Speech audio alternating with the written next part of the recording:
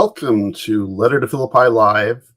This is Sean Emslie, your teacher, and Letter to Philippi is an initiative of lettertophilippi.org, a new Messianic Jewish theological organization. And we are getting started today. We'll be continuing our study in the book of Philippians, and today we'll be looking at Philippians chapter 3, verses 2 and 3.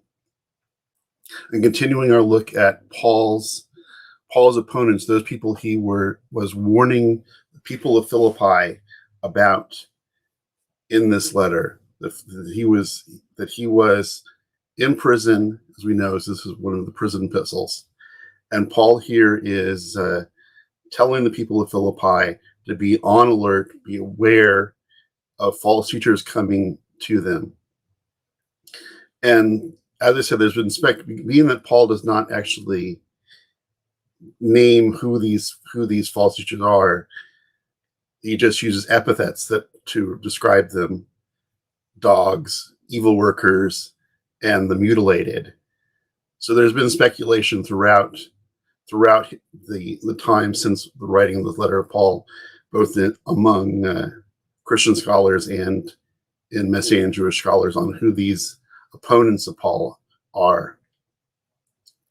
As I said, there's speculation because he doesn't actually say, this group is coming, watch out for them.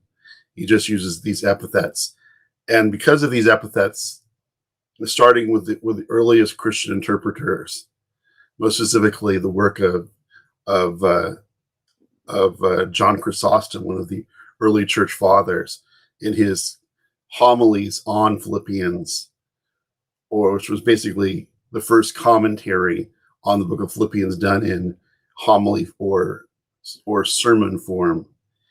He took this passage, these epithets, to be specifically Paul speaking against a group of Jews who are coming to influence the Gentile Christians in Philippi, the Gentile followers of Yeshua in Philippi, and seeing that the use of the epithets dogs was Paul turning back on his Jewish opponents. The epithet dog that was understood as a way of Jews referring to Gentiles. So Paul was basically using this epithet back on these false teachers, and also those who hold, as I said, which is pretty much the majority opinion, that these influencers were Jews who were coming to the people in Philippi, more than likely Yeshua believing Jews who were coming to tell these people, these Gentiles in Philippi, they needed to also be circumcised, be fully part of the people of Israel, which, as I said, is clearly in contrast to the teachings of the Jerusalem Council, which set forward that Gentiles were to come to Yeshua as Gentiles, and that they were not required, like Jews, to follow Torah commands, and to circumcise their sons, and to live as Jews, but they were to live as redeemed Gentiles, now as followers of the one God of Israel. So that is where we have here, that Paul warns them. He says, beware of the dogs, beware of the evil workers, beware of the mutilated. So the question is who these people are, these warning them of. And as I said, since the time, actually going back even to Justin Martyr, who was in the 2nd century of the Common Era, this is understanding these epithets are referring to Jews, more than likely, an understanding that they were Jewish followers of Yeshua, Messianic Jews, who were basically telling these Gentiles who were coming to faith solely by their trust in Yeshua that they were adequate in their faith and needed to be fully part of the people of Israel by becoming a convert to Judaism. So yesterday we looked in depth on the issue of this: could these opponents be Messianic Jews? And today we'll be looking at the other options, one that They were from Jews from the larger Jewish community, non-Yeshua following Jews, or if they were to be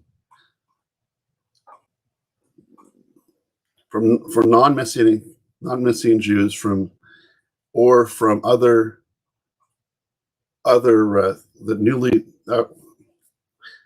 either the three other options that we'll be looking at is, one, they were Jews from the larger Jewish world, non-Yeshua following Jews, new converts to Judaism, or pagan influences in Philippi. As we talked about, in Philippi, there was a great multiplicity of religious practice, and both of the Greek religions, the Roman religions, the Egyptian religions, the Thracian religions, and there was also a combination of these into multiple religious expressions, that they would add something from a Greek tradition and a Roman tradition, and all of the people were bound as a Roman colony to the emperor cult. So there are many pagan options and pagan religious traditions that could draw people that have put their faith in Yeshua, these Gentiles who are now followers of the God of Israel, to draw them away from their faith and to draw them away from what they need to be true followers of Yeshua. So the second option of who these opponents are, the people that Paul is warning about, are those Jews from the larger Jewish community, the non-Yeshua following Jews. But since we see in Acts 16 that at this time there really wasn't an established Jewish community in Philippi, as we see when we read about Paul's first visit to Philippi in Acts chapter 16, he goes to the riverside.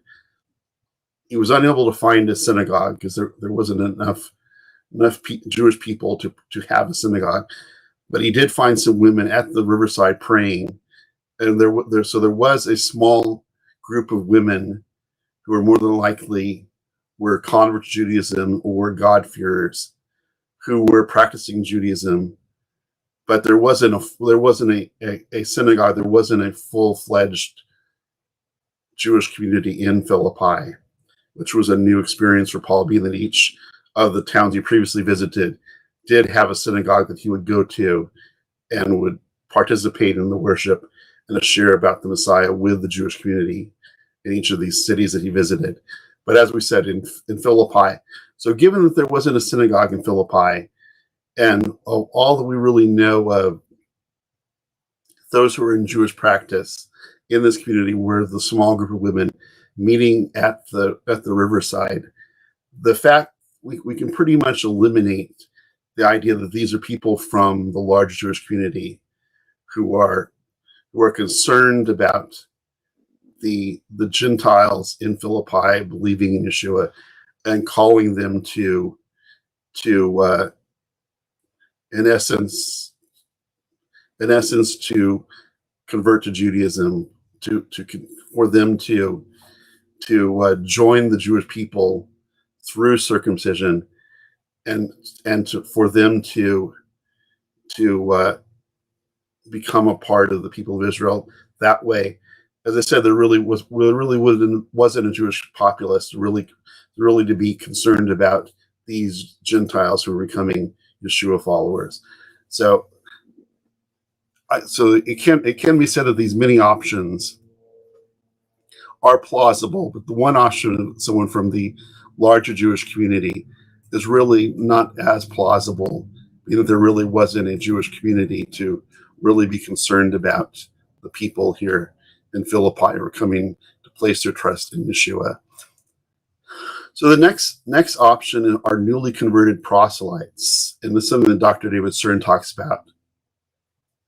And Dr. David Stern, in his commentary, the Jewish New Testament commentary, understood Paul's opponents as Gentile converts to Judaism who are expressing pride as circumcised Gentile Yeshua followers in Philippi, compared to the uncircumcised Jewish followers, Gentile followers of Yeshua in Philippi. Continuing the teaching about humility and the opposite of humility being pride, Dr. Stern sees that these people that Paul is warning the Philippian believers about would actually be Gentiles who had converted to Judaism and were Yeshua followers. That they may have converted to Judaism and then became followers of Yeshua afterwards. In essence, they felt that they were more Jewish. They were more part of the people of Israel, more the part of the people of God, more in their trust that somehow they were better believers because they were circumcised, they were Jews, and then they became followers of Yeshua, whereas the Gentile populace were just starting at the point of going from being a Gentile to being a redeemed Gentile. So Dr. Stern here sees that these people would be people who were converts to Judaism and became followers of Yeshua, and somehow felt that they were better or than the others, than the non-circumcised Gentiles who had come to Yeshua faith, and they were basically calling them to become like them, that they were to also, even now that they were believers of Yeshua, they were in the people of God, they've come to the people of God, but now in their status, they need to add on circumcision, they add on Jewish practice to somehow be more part of the people of Israel, more part of the people of God. But as Paul teaches, these redeemed Gentiles are fully a part of the people of God. They have been grafted in to the tree of Israel, as Paul talks about in Romans 11.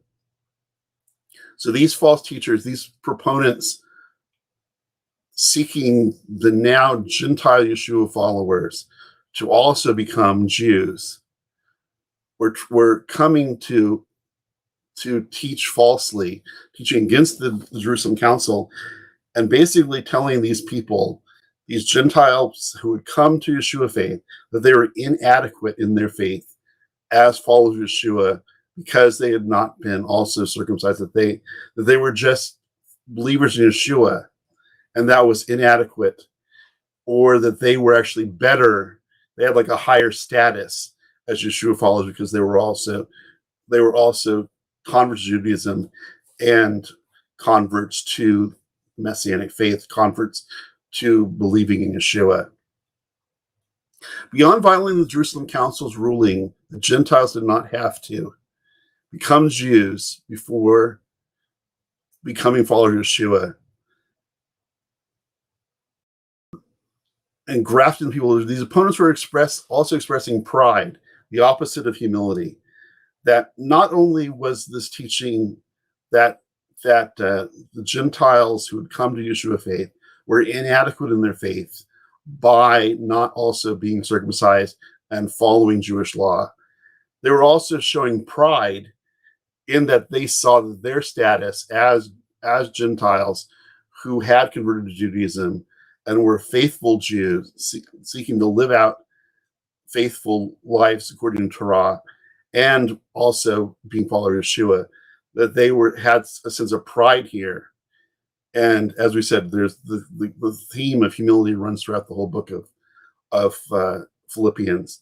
And here Dr. Stern says we see example of negative humility, pride, in these false teachers, if they were newly converted proselytes, that they had gone through circumcision and now understood that they had to compel the non-circumcised Yeshua followers to join them in circumcision and to be like them and to have the higher status as circumcised Yeshua believers that they were teaching about. But that was against what Paul made clear, that Gentiles were fully part of the people of God by their faith trust in Yeshua. Clearly, Paul, as a committed Jew, a Jew who followed Yeshua throughout his whole life and followed the Torah all of his life, he would compel the Jewish followers of Yeshua to continue to live as Jews and to come to Yeshua as Jews and to live their lives as Messianic Jews, Jews following the Messiah of Israel and ordering their lives according to the Torah of Israel. For the non-Jews, their faith alone in Yeshua was enough to bring them into relationship with the God of Israel and into the people of Israel, grafted into the tree of Israel, grafted into the people of Israel. So these, if it was that these were newly converted proselytes, they were in essence saying, we've gone through all of this beforehand to become part of the people of Israel. Now, somehow that they looked upon the Gentiles who were just coming to the God of Israel through faith, trust in Yeshua, as inadequate in their faith, and they wanted to compel them to come to convert to Judaism also too. And this, as I said, continues to be problematic throughout this teaching, as they were not understanding, as Paul taught, that Gentiles should come to the God of Israel and become redeemed Gentiles for the sake of them understanding clearly what the scriptures taught and what the apostles taught in the Jerusalem Council, that Jews were to come to Yeshua faith as Jews and to live as Messianic Jews, live as Jews, continuing to order their lives according to Torah.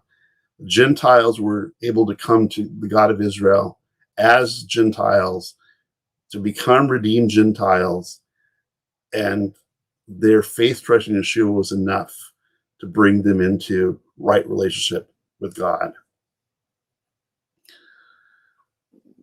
So we see here with this option of the pagan of the newly converted proselytes, that there was a pride on their part in their status as circumcised Gentiles who were also Yeshua followers, continuing the themes I said throughout the book of humility, and as Dr. Stern in his commentary said, that this is an example of negative humility, which would be pride. A fourth option, which was actually unique to the work of Dr. Mark Nianos, a Jewish Paul within Judaism scholar, and one of the writers of one of the most important books about Paul within Judaism, The Mystery of Romans, which amazingly enough came out almost 25 years ago. Actually, I read it about in 97 or 98. So yeah, it was about almost 25 years ago that the book Mystery of Romans came out. But Dr. Mark Nianos, who is an important thinker and a Jewish scholar on the Apostle Paul, brought up a new perspective that really has not been seen in other words, specifically the various I said in my studies for my commentary on Philippians. I looked at about 100 different commentaries, different Christian commentaries on the book of Philippians, and this perspective of there being no Jewish connection to these false teachers, but that they were actually one of the pagan influences or pagan influencers of the Philippian world, the city of Philippi, that could be coming to challenge the faith of these new followers of Yeshua, new Gentile followers of Yeshua in Philippi, and that being the pagan influences of Philippi, of which there is many. As I said, there were the Greek religions, the Roman religions, the Egyptian mystery cults, the emperor cult, and various other melding of different religions, syncretic melding of different religious thoughts together. And Paul is calling the people, these new Gentile followers of Yeshua, to understand that their sole faith commitment is to the one God of Israel and to honoring the Messiah of Israel. But Nanos put forward that and challenges the idea that these influencers, these evil workers that Paul is warning the people of Philippi about, are Jews or had any connection to Jewishness or Jewish law, by putting forward that there was that another option, another way of looking at this, is that Paul was warning about the pagan influences in Philippi. Nanos challenges the identification of Paul's opponents being Jews, Yeshua following or non-Yeshua following, or recent converts of Judaism. And instead puts forward that these opponents are from the local religious cults and philosophical groups, such as the Cynics, who were local to Philippi. So Nanos takes this whole argument out of this being a discussion about Jewish teachers, Jewish false teachers coming into Philippi, or any connection to Judaism or Jewish practice, specifically circumcision, which is seen as one of the overlying issues of this passage. But Nanos here puts forward that these opponents could be from the local cults and local philosophical groups, such as the Cynics. These local cults and pagan influencers posed a challenge to the Gentile Yeshua followers in Philippi who were navigating their new life as followers of the one God of Israel and living in a Jewish subgroup, the Yeshua movement, while remaining non-Jews. So Nanos makes an interesting point here that these Gentiles now were continuing to live in a pagan Roman city within the Gentile context, the Gentile world around them. But they were now living as part of the faith of Israel, that they were living as redeemed Gentiles, following the one God of Israel and living in a context of understanding their lives within a Jewish subgroup, the Messianic Jewish movement, that they were living now as Gentiles, but understanding their lives according to the God of Israel, the Messiah of Israel, and the scriptures of Israel.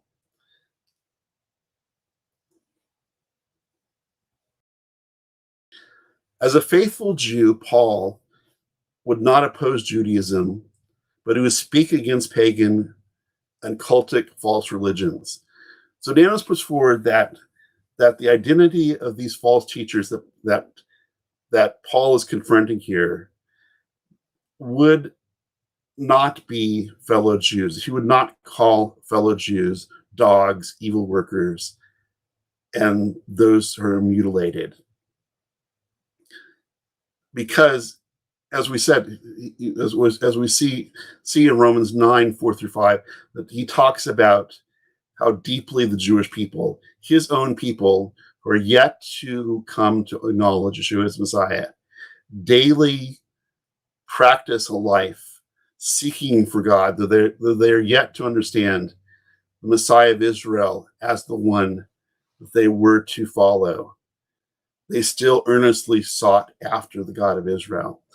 So Paul would not, as an observant Jew himself, and as one who cared so deeply and loved the Jewish people, he would not use the disparaging epithets to speak about his own Jewish people, but he would speak about the pagan influencers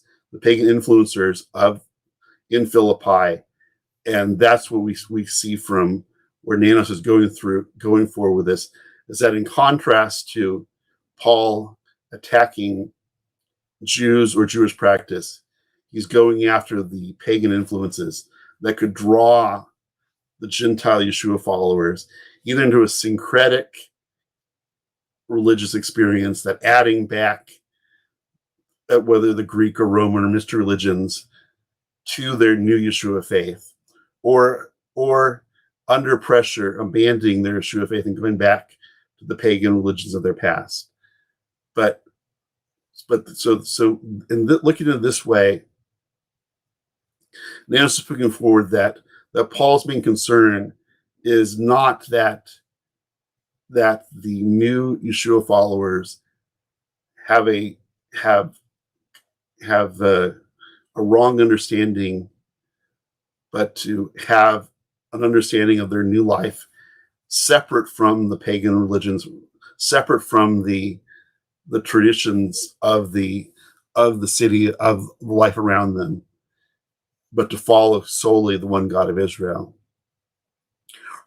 Scholar Herbert Alonska, who was cited by Nanos, understood these opponents as pagans castrated in one of the various orgiastic cults in Philippi, who thought their castration was like circumcision that would allow them into the Messianic community.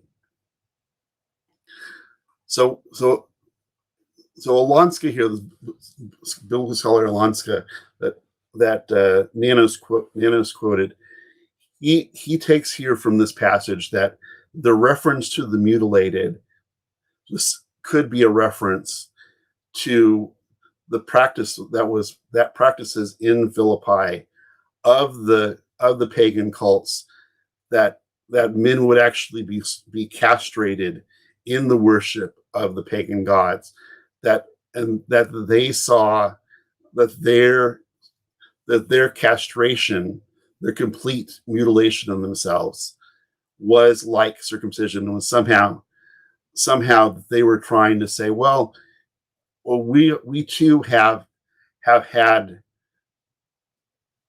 this ritual done to us, and then we were somehow they would be called, saying that, well, we're the same as you. As, we have both had this practice done to us, and you should welcome in us as part of your faith. Nanos noted that one of these possible pagan influences that Alonska is speaking about may have been the Cybele cult, the cult around the Cybele, which as we'll see from the quote from Nanos, that the Cybele cult would actually mean the three different epithets that Paul spoke about: dogs, evil workers, and the mutilated, where Nanos wrote, a newly developed festival, it was introduced, Attis, Cybele's consort, who bled to death after castrating himself for Cybele into the Roman cult. On the Day of Blood, the eunuch priests of Cybele flagellated themselves while engaged in frenzied, ecstatic dancing, while the initiates castrated themselves with a shard. Castration of these priests would represent a clear case of mutilation, and of figures whom Paul would likely regard as evil workers, perhaps even behaving like dogs in a general derogatory sense, if not also specifically involving dogs or dog imagery. So Nanos later that in this ritual, in the festival to Cybele, that was a part of the Phrygian goddess Cybele, which was a part of the religious expressions in Philippi, that a part of this festival, this ritual, that the priests of Cybele would actually flagellate themselves, would dance around erratically, and then to conclude this craziness, they would also castrate themselves, completely mutilating themselves. So in this we can see that in this one ritual, we see them acting like dogs by flailing around, flagellating themselves. That they were evil workers, because this is truly evil. That they were that they were one, participating in the worship of a false god, plus they were also harming themselves and even castrating themselves. So clearly they're evil workers, and then by their castration, that is a clear mutilation of themselves. So we can see that just from this one ritual that Paul could be warning them to not fall for the Sibylle cult that was a part of the religious expression in Philippi. So it's interesting that you can see that in these three epithets that Paul talks about, the dogs, the evil workers, and the mutilated, can all be seen in this one festival, festival to Sibylle, whereas the priests of Sibylle would act dog-like, they would act erratic, they would act crazily, they would flagellate themselves. They were evil workers because they were participating in evil worship and doing evil things, and clearly by their castration of themselves, I was going to say circumcision, but much more than circumcision, the castration of themselves, clearly they were showing themselves as ones who were mutilated for the goddess Sibylle. And also, as we saw earlier, there's those interpreters who see the word mutilation also being a spiritual mutilation. So along with their physical mutilation, these people in the practice, these priests of Sibylle, were participating in spiritual mutilation as they were worshiping a false god and destroying themselves in the process. Other pagan influences in Philippi included the groups that used dogs as religious icons in the worship of Sylvanus, Diana, and Hecate, and groups that used dogs in sacrifices and magical rituals. One group, the Cynics, was even known as dogs. So also another possibility, though it seems that the Sibylle cult really gives a connection to all three of the epithets. Also, that in the worship in Philippi of Sylvanus, Diana, and Hecate, there were dogs that were used in worship of these false gods. So Paul could also be speaking about these other cultic religions who use dogs in their worship, even sacrificing dogs to these pagan deities. For the new Yeshua followers in Philippi to continue to be accepted in Philippian society, they may have been tempted to adopt a common syncretic way of worship and add either former pagan ways or add new pagan ways to the Yeshua faith. As I said, syncretism, the melding of different religious faiths and tradition, was very common in Philippi. That, as I said, someone would worship one of the Greek gods and also participate in the mystery cults, or as I said, everyone was a part of the emperor cult, but also they could have their other religious things. So Paul was concerned that the people, these new people who were coming to Yeshua faith, understood that their faith in the God of Israel, their following the Messiah of Israel, was a sole commitment on their part, and that they were not to participate in the false religions of the society around them, and that unlike their previous life where syncretism was okay, that was not something that could be done anymore. No longer were they to live in a syncretism with other faiths, but they were now to solely follow the one God of Israel. So Paul wanted to make sure here these new Yeshua followers in Philippi understood their sole commitment to the one God of Israel, and that there was to be no other additions to their new Yeshua faith. Being influenced to convert to Judaism by either Yeshua-following Jews, non-Yeshua-following Jews, or Gentile convert to Judaism would seem to bring new followers. It would not seem to bring new followers in Philippi to any advantage. So these false teachers were seeking bring them into an advantage in the community.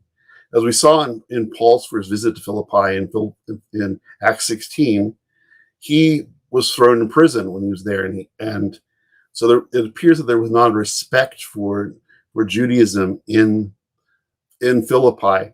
So for these false teachers, these influencers that Paul was warning about, for them to have a connection to Judaism would really not add to the status of these new Yeshua followers in the Philippian community, that they would still be considered as outside the common world of Philippi, the common way of understanding in Philippi. So these people that he's warning about, if there was to be for them to have a higher status in society, must be outside of Judaism in one of these pagan religious systems that were respected within the people in the community, respected in the Philippian community. If the false teacher had some higher status in Philippian society, it does not appear that Jewish identity would be as helpful compared to one of the pagan options. So if these, as I said, if these people were seeking to offer a higher place in Philippian society for these Gentile followers of Yeshua, going on a Jewish path would really not be helpful to them, but for them to attach themselves to one of the going accepted religious cults of Philippi would be a way for them to have a higher status in society. So throughout this whole discussion on who these influencers are, one of the big questions that comes up, as I said, throughout the work that's been already written by various commentaries, is focusing on this being Paul's rejection of circumcision for all Yeshua followers. Though he makes clear that Gentiles do not need to be circumcised, but they could come to Yeshua faith as Gentiles. But Paul is clear that circumcision for Jewish followers of Yeshua is the continuing mark of the covenant, a continuing expression of Yeshua faith.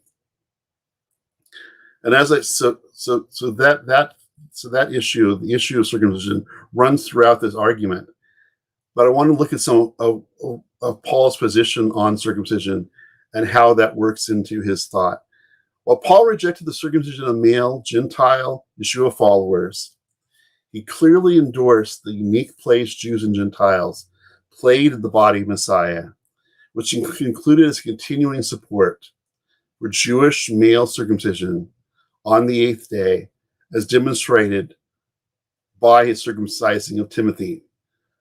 Timothy was born to a Jewish mother and a Gentile father, and his Gentile father did not want him to be circumcised, as an understanding among the Greek understanding.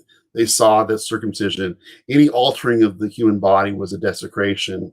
So Timothy's father, as a Greek, as a Gentile, would have looked upon the circumcision as a desecration and mutilation of the human body. So he did not allow Timothy to be circumcised as a baby. Before the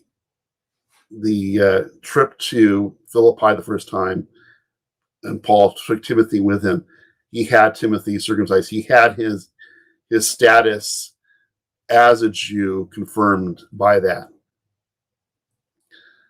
But for Gentile Yeshua followers, Paul was made clear that they were not required to be circumcised and should come to Yeshua faith as Gentiles, as redeemed Gentiles, and would not have to be circumcised, in essence, convert to Judaism before coming to Yeshua faith. Paul based the good news he preached on the unity within the diversity of the body of Messiah. Let me say that again, this powerful thing. Paul based the good news that he preached on the unity within the diversity of the body of Messiah. Gentiles as Gentiles, joining with the Jewish people to worship the one God of Israel, represented the fulfillment of the Messianic hope in the person of Yeshua. Gentiles as Gentiles, Jews as Jews, following the God of Israel, following the Messiah of Israel. That is the message that he put forward. That is the hope. That is the gospel message, that through Yeshua, both Jew and Gentile are now one in the God of Israel, but as two distinct communities within one, that there is unity but diversity. A joining together as fellow worshipers shows the opening of the relationship to the one God for all humanity. Rather than against Judaism and Jewish practice, such as circumcision, Paul speaks against other Yeshua followers seeking to impose circumcision or Gentile converts to Messianic faith. We did have an intra-Messianic debate here, and not a polemic against Judaism and Jewish practice by Jews. Such a polemic, unfortunately, has been common interpretation since the 2nd century. So if Paul here is speaking about the issue of circumcision, it's not an issue of him speaking against Judaism or Jewish practice, but this is an intra-Messianic debate over the question of Jews being Jews and Gentiles being Gentiles, that the Jewish people were to continue to live their lives as Jews, following the Messiah of Israel and following Torah commands, circumcising their sons on the 8th day, living a life ordered by the Torah. The Gentile followers of Yeshua were brought into the people of God by their faith, trust alone in Yeshua, and were to live their lives as redeemed Gentiles and did not need to convert to Judaism to be fully a part of the people of God. And that is where the question of the debate is. It's not over whether Jews should be circumcised, which Paul clearly would endorse and was the understanding and teaching of the apostles. But for Gentiles, they did not need to follow the practice of circumcision and joining into connection to Judaism as a convert to Judaism. But their faith, trust alone in Yeshua was adequate for them to be fully part of the people of God. Most Christian commentators view verse 2 as Paul's blanket opposition to circumcision for Yeshua following Jews, especially since the Greek word katatome, used in the verse, is translated as mutilated or mutilators. So in the multiple commentaries that I read in my studies, not only do the commentators see Paul rejecting circumcision and Jewish practice for Gentiles, they see that Paul here is rejecting circumcision and Jewish practice for Jews who become followers of Yeshua. In essence, seeing that Judaism is done for, Jewish practice is done for when one puts their faith trust in Yeshua. That contrasts to the understanding of the Messiah of Israel, making Jews better Jews. These many commentators see that the Messiah of Israel coming to the world would make Jews Gentiles. That in their coming to Yeshua faith, Jewish people who put their faith trust in Yeshua were to abandon this, so that no longer were these acts that were done, these practices like circumcision. Circumcision was no longer a holy act of covenant between God and the people of Israel. But in Yeshua, it now becomes just mutilation. So rather than understanding what Paul makes clear, that there is the Jewish way of following Yeshua, the Gentile way of following Yeshua. In this understanding, which I said is common throughout, that sees this as a blanket rejection of circumcision for Jewish followers, for all Yeshua followers, including Jewish followers, and also a rejection of Paul of Judaism and Jewish practice, which is incongruous with which we'll be looking at tomorrow, where Paul talks about his Jewish resume and about his faithfulness to Judaism and about his own circumcision on the 8th day that he highlights as something that he could have pride about, though he rejected the pride for the sake of his connection to the Messiah. So we see here that Paul is not speaking against Brit Milah, circumcision for Jewish males at the 8th day, as we'll be looking at tomorrow. As Paul goes through his Jewish resume, he'll speak about positively of his own circumcision on the 8th day. But Paul specifically speaking here about those false teachers who want to impose ritual circumcision on Gentile men after coming to believe in Yeshua as Messiah and Lord. So the issue here, as I said, that if the discussion here is on circumcision of Gentiles, Paul makes clear that he is opposed to that. But he also makes clear in his own life and practice that for Jews, the practice of circumcision is a continuing, ongoing connection to the Jewish people. And especially for Messianic Jews, especially for Jews who have come to see the Messiah of Israel, that they're continuing to order their lives according to Torah, as continuing obedience and a continuing connection to what God has done throughout the Jewish people's lives. So the Messiah of Israel, as I said, was to make Jews better Jews who were more faithful to God's Torah. Whereas those who see that Paul is making a blanket rejection of circumcision here in Jewish practice really sees that the Messiah of Israel, his coming was to make Jews into Gentiles. That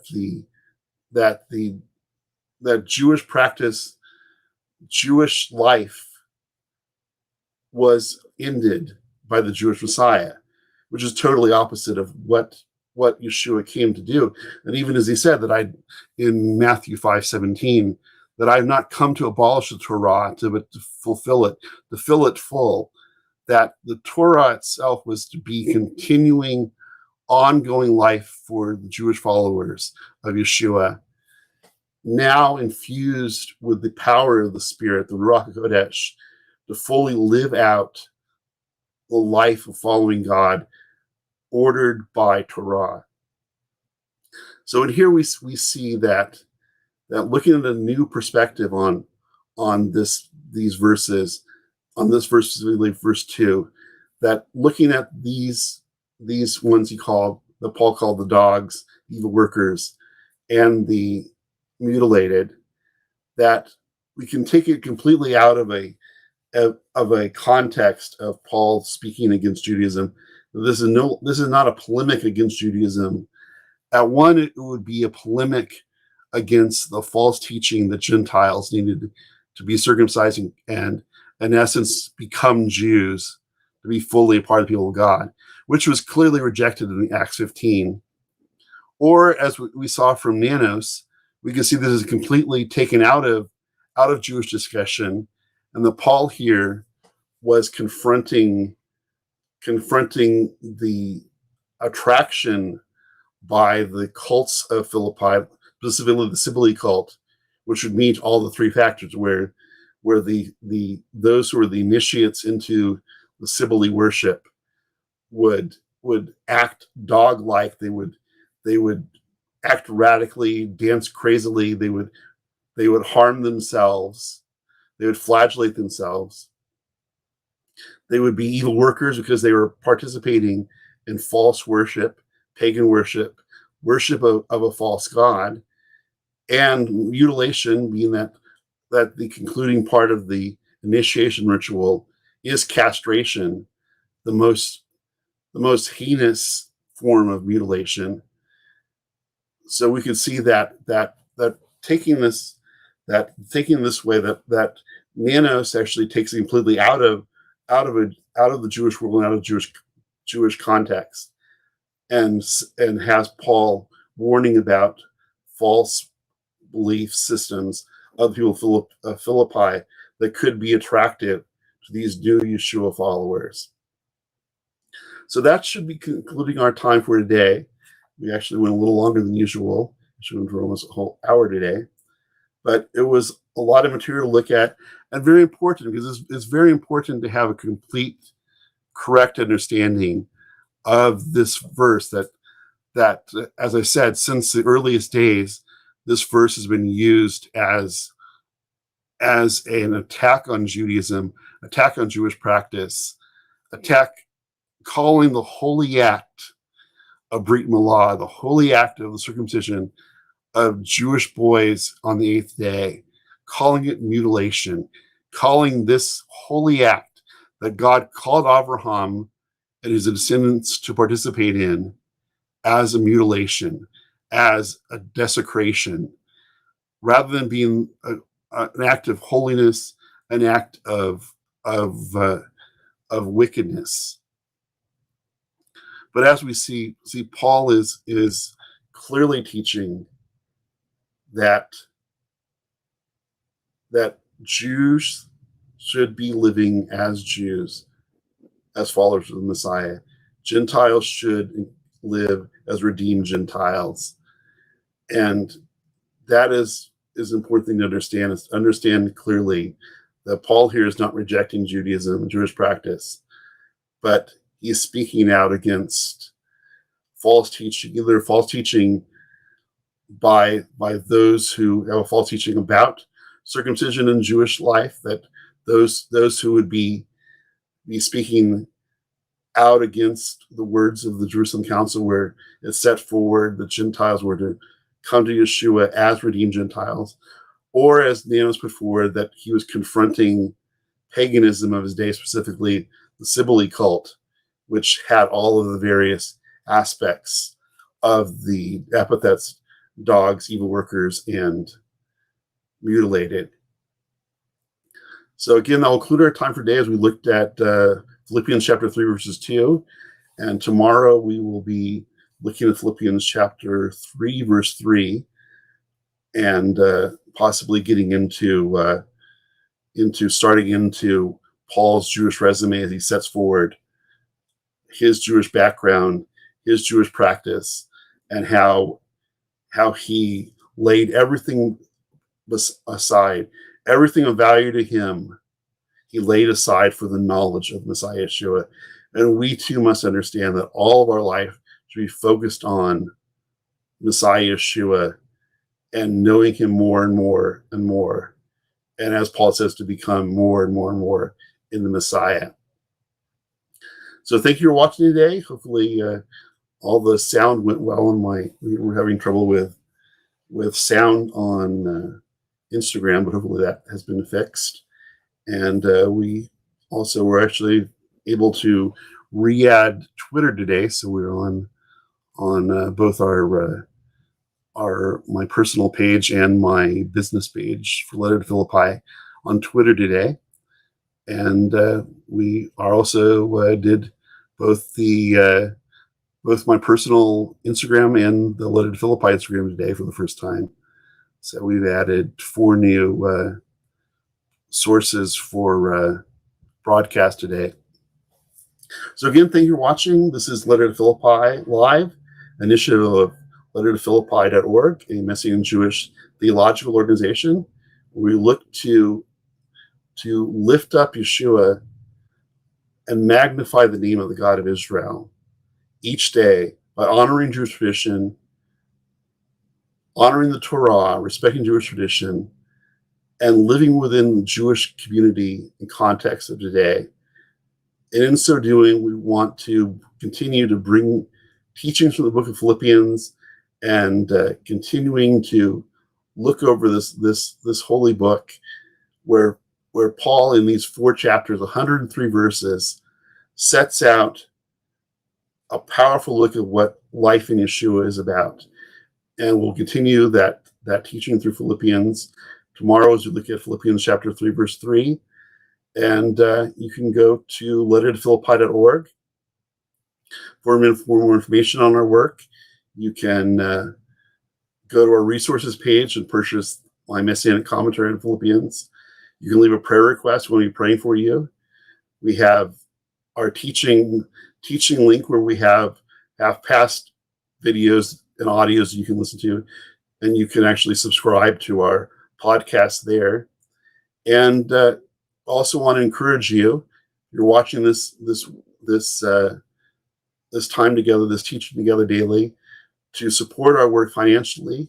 You make a financial contribution, either a one-time contribution or even better, you can make a ongoing monthly contribution to support this work, to continue these broadcasts, continue this teaching work that we're doing here at Letter Philippi, and also as we expand to new opportunities, both in videos and written materials, and also we're looking to some major events for Passover next year. So look forward to that. We're looking forward to doing a large Seudat Mashiach for the final day of Passover.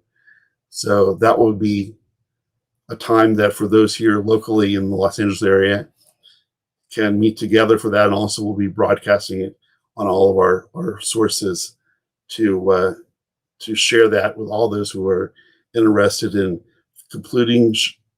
including Passover, specifically focused on the honoring of Yeshua, righteous Messiah. So thank you for watching. Again, my name is Sean Emslie. I'm your teacher here at Letter to Philippi Live. And thank you for watching. Have a blessed day. And I will see you on tomorrow.